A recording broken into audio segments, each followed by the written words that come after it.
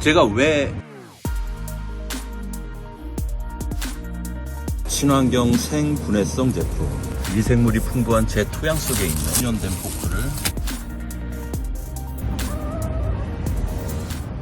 그래서 아파트 베란다나 옥상이나 주말 농장에서 식물을 직접 재배해서 드시는 분들이 계신데, 제가 그분들에게 하고 싶은 말은 인증을 너무 믿지 말라는 겁니다. 제 개인적인 경험에 의하면 인증은 완벽하지 않습니다. 인간들이 하는 것이고, 여러 가지 이기심과 권력들이 혼합되어 있어서 자칫하면 실험체가 될 수도 있고 크게 손해를 볼 수가 있습니다. 제가 한 예를 가르쳐 드릴게요.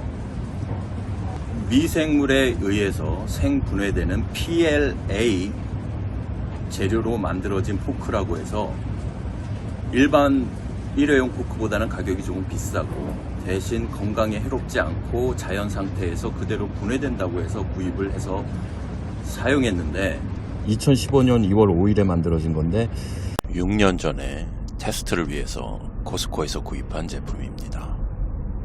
친환경 생분해성 제품, PLA 제품입니다. 친환경 생분해성 수지 제품 인증이 되어 있죠. 이러한 생분해성 수지는 일정 조건에서 매립되면 6개월 내 미생물에 의해 분해됩니다. 한번 6년 된 포크를 확인해 보겠습니다. 토양 속에 있는 여러 조건에서 분해시켜 봤는데 왜 분해가 되지 않은 걸까요? 일정 조건에서 매립되면 PLA가 처음 발명되고 20년 동안 주류 전문가들과 언론들은 일정 조건에서 미생물에 의해서 6개월 이내에 완전 분해된다고 했었습니다. 하지만 그 일정 조건이 무엇인지는 알려지지 않았죠. 그 일정 조건이란 무엇일까요? 잠깐 편의점에 다녀오겠습니다.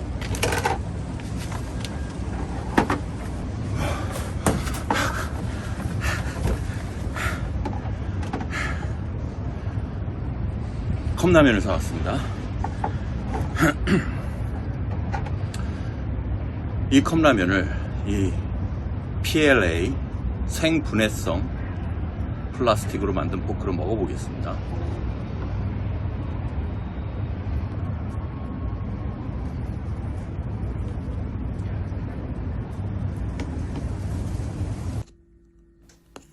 녹은 엿가락처럼 흐느적거립니다.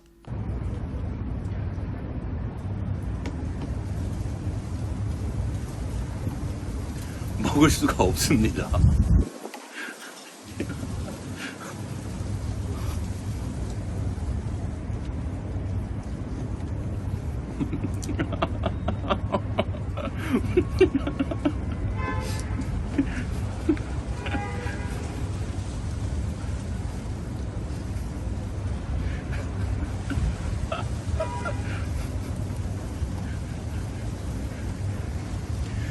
이게 왜 그러냐면은 이건 생분해성 플라스틱이 아닙니다. 미생물로 분해되는 생분해성 플라스틱이 아니라 60도가 넘는 온도에서 분해되는 이틀 전에 한국일보에서 기사가 나왔는데, 올해 4월부터 한국일보 옥상 화단에서 6개월간 실험을 해봤다고 하네요. 결국 광고 문구에서 말한 자연분해는 전혀 진행되지 않았다고 합니다. 그리고 국제표준과 우리나라 정부의 인증 기준은 섭씨 56도와 60도 사이의 상태의 흙에서 6개월간 90% 이상 분해되는 것이라고 밝히고 있네요. 자연 상태에서 토양 온도가 56도와 60도로 일정하게 6개월 동안 유지되는 환경은 만들어질 수 없습니다. 화산지대면 모를까 토양 온도가 60도가 되기는 일반적으로 불가능하죠. 미생물을 이용해서 인위적으로 유기물을 최대한 빨리 분해시키는 퇴비 공장에선 60도 이상의 온도가 2, 3개월 유지되기는 합니다. 하지만 2, 3개월 동안 완전 분해되기는 어렵고 무엇보다도 PLA가 분해되었을 때 토양과 식물에 어떤 영향을 주는지 충분한 연구 결과가 없어서 누구도 퇴비로 재활용할 생각은 안 한답니다. 그리고 현재 국내에는 PLA 재활용 시설이 없기 때문에 재활용 플라스틱으로 수거해서 분리수거합니다. 최근 한 생수업체가 자신들이 직접 소비량의 80% 정도를 수거해서 네덜란드에 있는 PLA 업체로 보내서 재활용을 한다는데 그런 분리수거가 어떻게 가능한지도 모르겠고 그게 사실이라고 해도 선박 연료를 추가 사용해서 과연 친환경이라고 할 수 있는지도 의문이네요.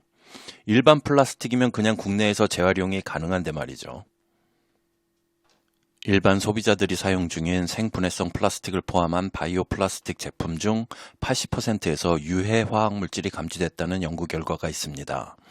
일반 플라스틱과 비교해서 매우 위험하다는 결과로 보기는 어렵고 다르긴 하지만 비슷한 수준이라고 정리했네요. 프랑크푸르트 괴테대학의 연구원들이 연구를 진행했다고 하는데 프랑크푸르트 대학은 물리학, 화학, 생리학 등에서 19명의 노벨상 수상자가 거쳐간 인지도 있는 대학이죠. 이런 독성 물질들은 아마도 원료의 가공 과정에서 추가되거나 형성된 것 같다고 합니다. 즉, PLA 자체에는 독성이 없을 수도 있지만 PLA 포크나 생수병을 만들려면 여러 화학적, 물리적 가공 과정을 통해서 강도나 연성, 투명도 또는 색깔 등의 성질을 바꿔줘야 하는데 그 과정에서 독성 물질이 추가되거나 형성된 것 같다고 말합니다. 물론 이 연구 결과와 다른 연구 결과도 있습니다. 생분해성 플라스틱 제품을 판매하는 기업들은 일반 플라스틱은 독성 물질이 있지만 생분해성 플라스틱은 독성이 전혀 없다고 주장하고 있으니까요. 뭘 믿고 선택할지는 소비자 개개인의 몫이죠. 일반 플라스틱은 100도 이상의 고온에서 분해가 시작되지만 생분해성 플라스틱은 58도에서부터 분해가 시작되니까 절대로 따뜻한 음식을 보관하거나 먹을 때 사용하지 않는 것이 좋겠습니다. 계속해서 한국일보 기사를 읽어보면 생분해성 플라스틱을 사용하거나 판매하는 기업은 그린워싱, 즉 가짜 환경주의자라는 비판을 받을 수밖에 없다고 하네요. 생분해성 플라스틱은 일반 플라스틱과 비교해서 친환경이라고 볼 수 있는 이유가 전혀 없는데 기업들이 마케팅에 사용하고 있기 때문이죠. 친환경 인증을 사용하면 기업 이미지가 좋아지고 상품에 고급품 이미지를 더할 수 있어서 소비자 가격을 높게 측정할 수 있고 매출이 늘고 이윤이 늘어날 수 있기 때문이죠. 결국 환경부는 생분해성 플라스틱 제품을 환경표지 인증에서 제외하기로 했다고 하네요.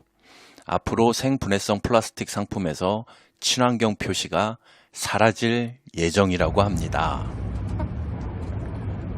이뿐만 아니라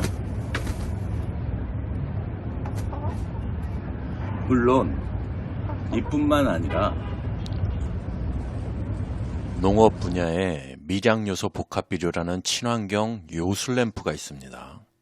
성분을 보면 주로 수용성 붕소 0.05%, 수용성 몰리브덴 0.0005%로 이루어져 있죠. 미량요소 0.1%, 즉 미량요소 한 방울로 만든 비료인데 친환경 만병통치제입니다. 제초제, 살충제, 살균제, 소독제, 낙과, 낙화, 발화 억제제, 밝은제, 착색제, 건조제 등 현존하는 모든 농약의 기능을 이 비료가 해냅니다. 인터넷에서 인기리에 판매 중인 친환경 살충제와 친환경 제초제를 보면 대부분 미량요소 복합비료입니다. 이건 친환경 제초제라고 판매 중인 미량요소 복합비료인데 이렇게 농약이 아니라고 강조합니다. 농약은 온라인 판매가 금지되어 있다고 강조하네요. ISO 인증은 받았고 농약이 아니니 안전하다고 하죠.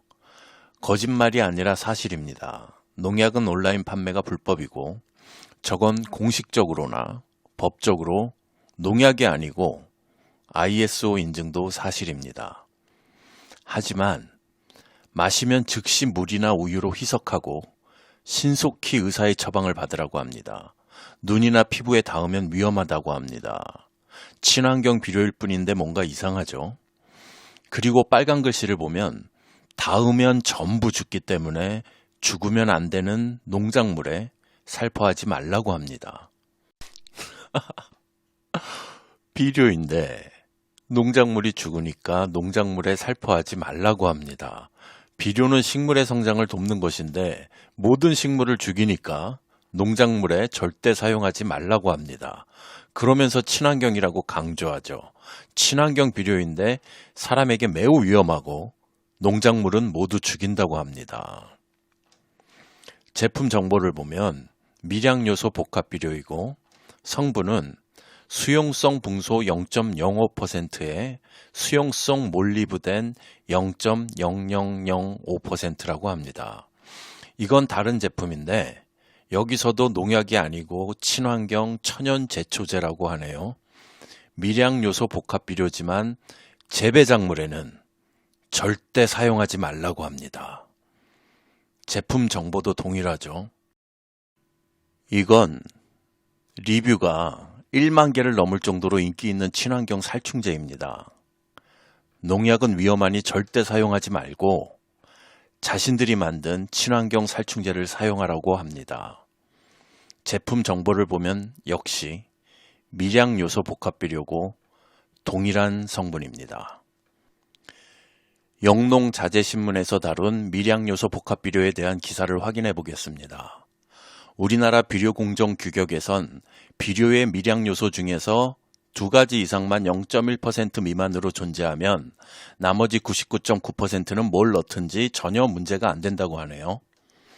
0.1%의 미량요소에 나머지 99.9%는 제초제를 섞어도 되고 살충제를 섞어도 되고 어떠한 독성 물질을 섞어도 아무도 뭐라 하지 않는 시스템이 20세기부터 수십 년간 이어져 오고 있는 겁니다. 큰 문제는 이러한 진실을 모르는 대다수의 농업인들이 이 미량요소 복합 비료를 친환경 제품으로 인식한다는 점이죠. 인터넷에서는 실제로 친환경 제품이라는 문구로 판매가 되고 있죠. 더 큰 문제는 여기에 99.9%의 비율로 첨가되는 독성 물질들이 국내 320여 종의 잔류농약 검사에서 발견되지 않는다는 점입니다. 그 이유는 이미 강한 독성이 검증돼서 국내에서 생산 금지되었거나 새로 개발된 물질이라서 아직 검증되지 않았기 때문에 국내에서 생산이 안 되는 물질이기 때문입니다. 일반적으로 잔류농약 검사는 국내에서 합법적으로 유통되는 물질만을 검사하기 때문인데 잔류농약 검사에서 걸리지 않지만 독성은 강해서 제초나 살충, 살균 효과가 뛰어나기 때문에 친환경 재배 농가들이 선호하는 제품이라고 합니다. 농수축산신문에서도 올해 관련 기사가 나왔었죠. 미량요소 복합 비료지만 친환경 건조제로 판매 중이던 제품에서 파라콰트가 검출되었다고 하더군요. 2018년에 비료 등록을 할 때에는 일반적인 320개의 농약 검사만 해서 검출되지 않았고 3년 동안 마늘 같은 농산물의 건조제로 사용했었는데 올해에는 파라콰트 검사를 해서 발견했다고 하더군요. 파라콰트는 그라목손이라는 제초제의 성분인데 사람이 마시면 살릴 방법이 없어서 농촌에서 사고가 많았고 범죄에 사용되기도 해서 10년 전에 판매가 금지된 성분이죠. 제초제로 곡물이나 마늘, 양파 등을 수확하기 직전에 건조하는 것은 미국 등 외국에서 프리하비스트라고 많이 사용하는 방법이고 국내에서도 꽤 사용하는 방법이죠. 제초제에 관해서는 나중에 다뤄볼 예정입니다. 마지막으로 강조하고 싶은 것은 식물이나 벌레를 죽이는 약품은 절대로 친환경이 될 수 없다는 것입니다. 식물이나 벌레는 환경의 일부이자 생태계 먹이 사슬이 시작되는 기초입니다. 환경을 죽이고 생태계 먹이사슬을 끊어버리는 약품이 어떻게 친환경이 될 수 있을까요? 최첨단 친환경 농업에서는 살충제나 제초제를 사용하지 않습니다. 제초 작업은 레이저를 사용하려고 하고 진딧물을 죽이기 위해서는 무당벌레를 번식시키죠.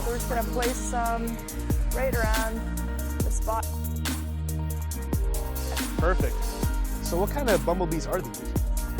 Okay, so what is a typical hive look like? They talk about another kind of worm.